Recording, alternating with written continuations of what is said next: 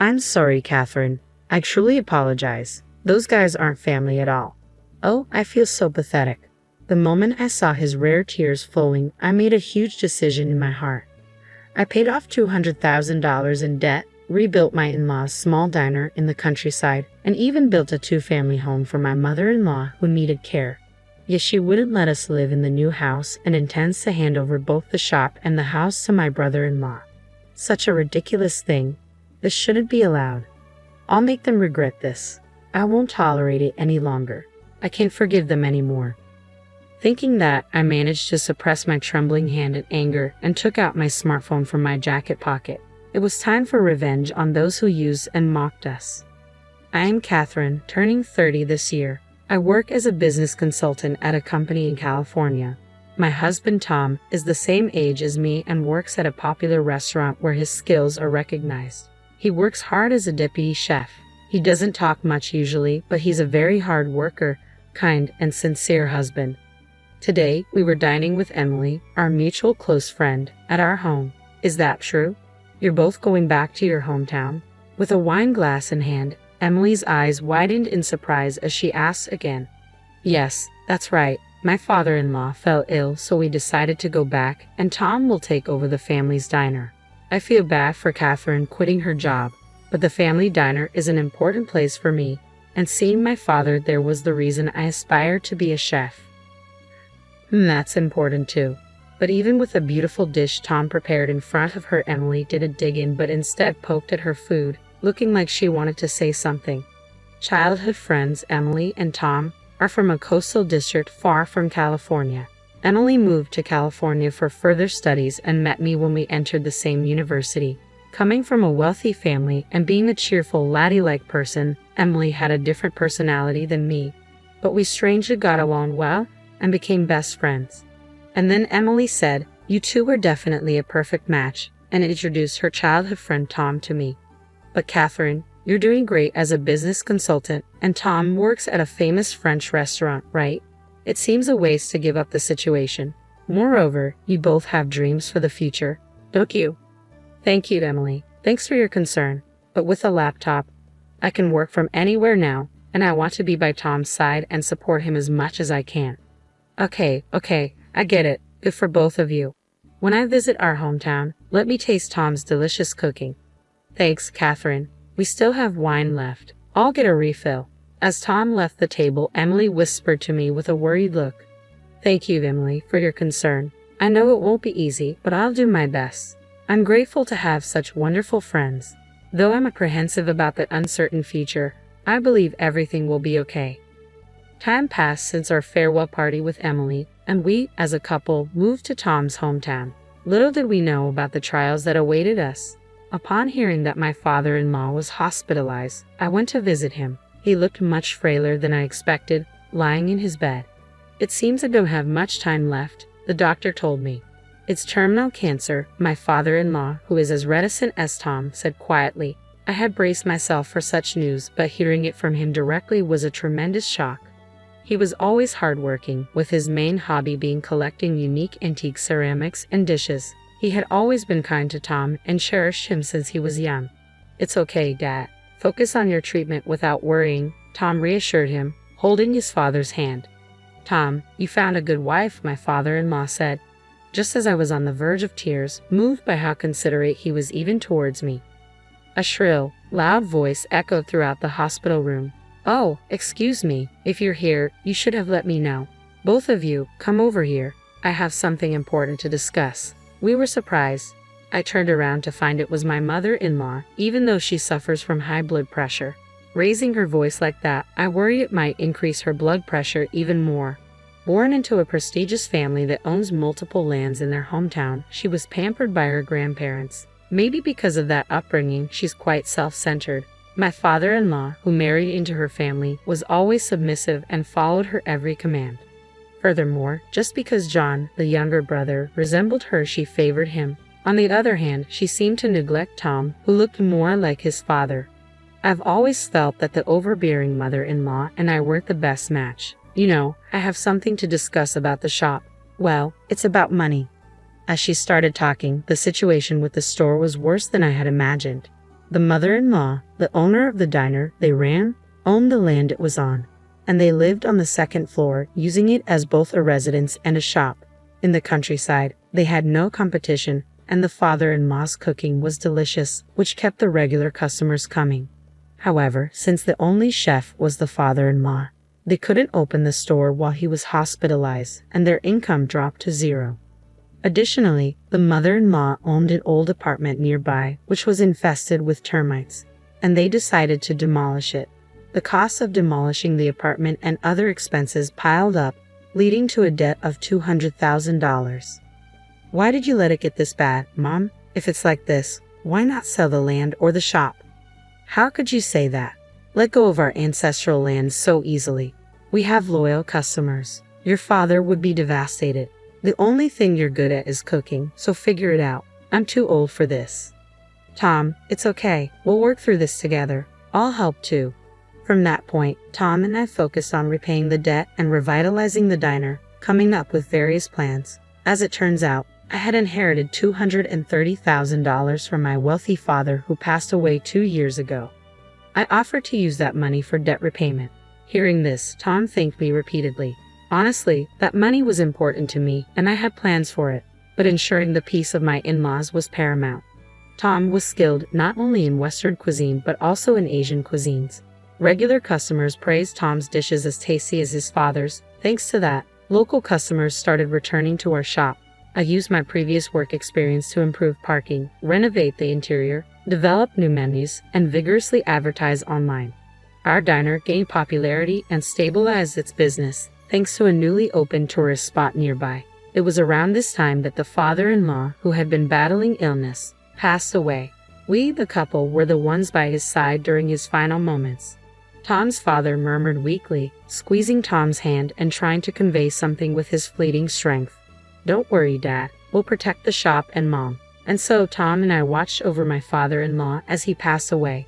On the day of the funeral, my mother-in-law looked exhausted.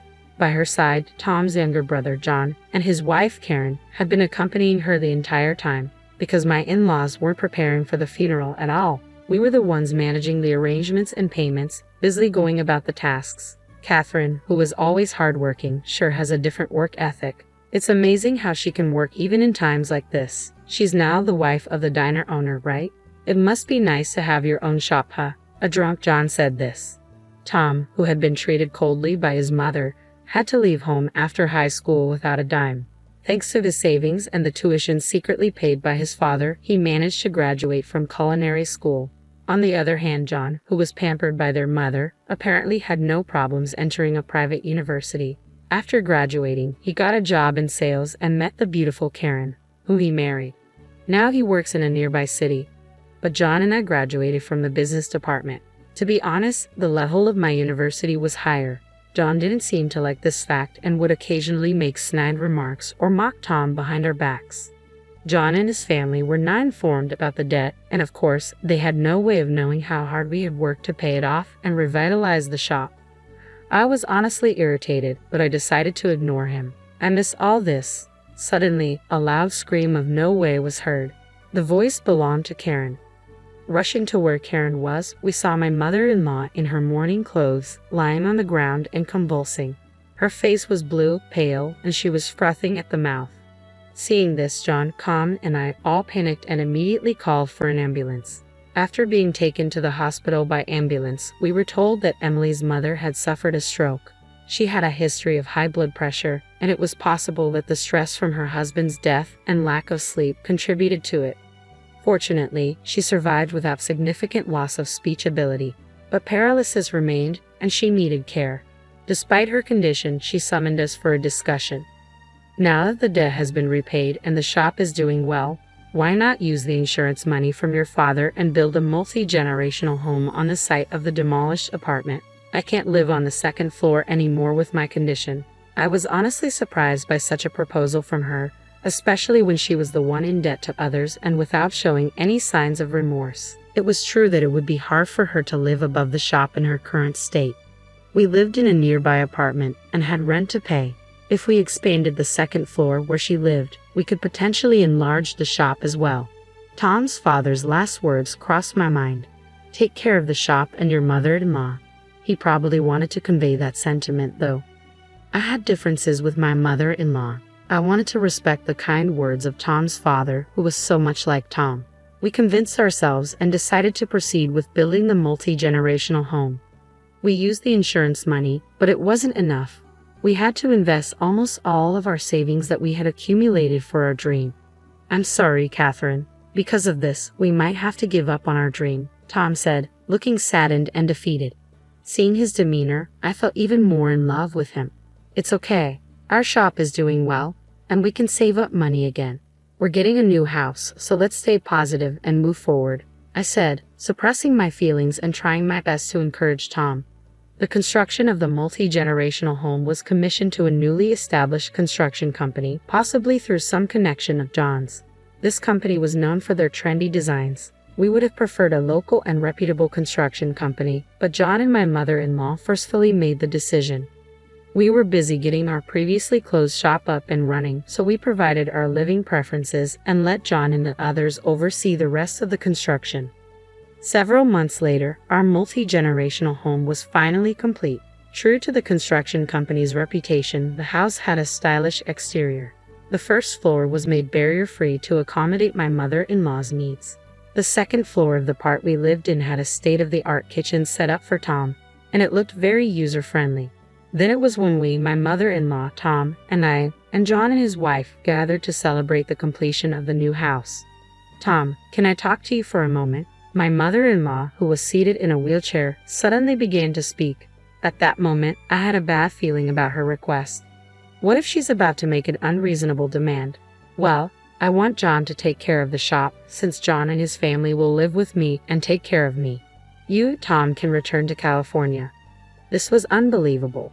We paid off a debt of $200,000 with the inheritance I received, and Tom and I worked hard to rebuild the shop and even made it a popular place. We even built a new house according to my mother-in-law's wishes. After all we've done, she wants to push us out and leave everything to John. Just as I thought, it's become a pretty stylish house. Well, you can leave the rest to me, John said with a smirk. I'm so excited to cook in such a lovely kitchen, Karen cheerfully exclaimed. Wasn't that kitchen intended for Tom? What are they so excited about? Their attitude is just too much. So please don't come here anymore. I don't need Dad's old dishes, so you can take them back as a memento. They don't fit the modern style of this house. John grinningly brought over a box filled with old dishes that his father had collected. I felt dizzy. You have no more business here, right? Maybe it's time for you to leave. My mother-in-law's cold tone made me feel incredibly uncomfortable. I held back the urge to shout at her, took Tom's arm, and tried to leave. Just before exiting, I looked back and saw the sneering faces of my mother-in-law and John, which made me feel even worse. I'm so sorry, Catherine. I really am. They're not a family. I feel so pathetic the moment I saw the large tears that he rarely sheds. I made a big decision in my heart. Enough is enough. I'll just give them the shop and the house. But that alone won't calm my anger. I'll make sure they regret this. I won't hold back anymore. I can't forgive them any longer. With those thoughts and with my hands shaking with anger, I managed to calm myself and took out my smartphone from the pocket of my jacket. I made a call. The person who answered was Emily. Emily, listen. This has happened, so we're going to go through with that plan we discussed. I explained the unbelievable events that had occurred to Emily. After listening, Emily responded firmly, Got it. You both are on board, right? Let's do it. Several months later, we opened a new restaurant cafe just a 10-minute drive from Tom's family home. Today was the opening party. We, as a couple, were present as the main chef and owner of the shop. Emily's family were well-known figures and entrepreneurs in the local area. Initially, Emily wanted to start a restaurant in this area, but since Tom's family was in the same business, she postponed her plans out of consideration. At a farewell party, Emily proposed, If you two ever decide to open a shop, I'll support you. Yes, our dream as a couple to start a restaurant cafe from scratch came true with Emily's support. Thanks to Tom's skills and my promotional activities, our restaurant cafe attracted a lot of attention and was even featured in the media before its opening. As we were chatting and laughing with Emily, each holding the champagne glass, the atmosphere suddenly shifted. What the heck is going on here? John and my mother-in-law suddenly intruded, raising their voices. Huh? What are you doing here? We're not supposed to have anything to do with each other anymore, right? Tom coldly brushed them off. Why wouldn't we care? Setting up a restaurant so close to ours. What if our customers stopped coming because of you? The mother-in-law yelled in frustration. Isn't it your own fault if your business isn't doing well? Ever since Tom left, the taste has changed and you've made no improvements. Your regulars have drifted away, and your casual service has ruined your reputation, hasn't it? I retorted coldly. Who had always looked down on his younger brother and me was probably frustrated to be talked back to this way. His face turned beet red with anger. Then give us back the money for our house. What are you talking about? This the house Catherine and I built. Isn't it the house? It's unlivable. It seemed that the duplex house from the construction company John had recommended was a defective house with issues like warping and leaks. The very construction company vanished without a trace. Look at what's happened. We have recommended a reputable local construction company, didn't we? You forced us into using that other company. We have nothing to do with it anymore. The house is even in Mom's name now. On top of that, it seems Karen has left the house, hasn't she? Well, it's not typically possible to balance running a struggling diner in the countryside and taking care of your mother-in-law, you insolent woman. As John was about to lunge at me, Emily popped open a bottle of champagne, spraying John. But John, now soaked, and his mother stood there, mouths agape in shock. You reap what you sow. These are my precious friends you're talking about. You've brought this upon yourself by coldly treating the skilled pair. But thanks to you, we're a huge success. Anyway, it's a celebration here, so why don't you leave? Drenched in champagne, John and his mother turned on their heels and left, faces burning with humiliation. We apologized to our guests for causing a scene, but inside, I felt liberated. A year after the commotion, John and his mother, failing to manage their diner, had to shut it down. They continued to live in the flawed house, with John working part-time jobs while taking care of his mother. Regulars from their old diner who now visit our restaurant cafe updated us about them. We have been ignoring their calls for about 6 months. Today, our restaurant is thriving. Tom has numerous fans of his dishes and desserts, and the place is always bustling. Emily is also very happy with the state of things. There's another significant episode. While organizing the dishes left behind by my father-in-law, I found his will. The well-rigged Tom. Don't worry about the store or your mother. I'm sorry for everything until now. Move away and be happy with Catherine. And these antiques are for you. Have them evaluated by an expert. So this is what my father-in-law wanted to tell us in the end. He wished for our happiness and freedom, with no intentions of burdening us with a store or his wife. Realizing once again his kind-hearted feelings for us, Tom and I shed tears together. And as per my father-in-law's advice, when we had the antiques appraised, we learned they were worth more than the amount spent on his wife. However, we chose not to sell those antiques. Instead, we carefully store them, using them as an altar in memory of my father-in-law, offering our prayers daily. And so our peaceful and serene days have once again returned.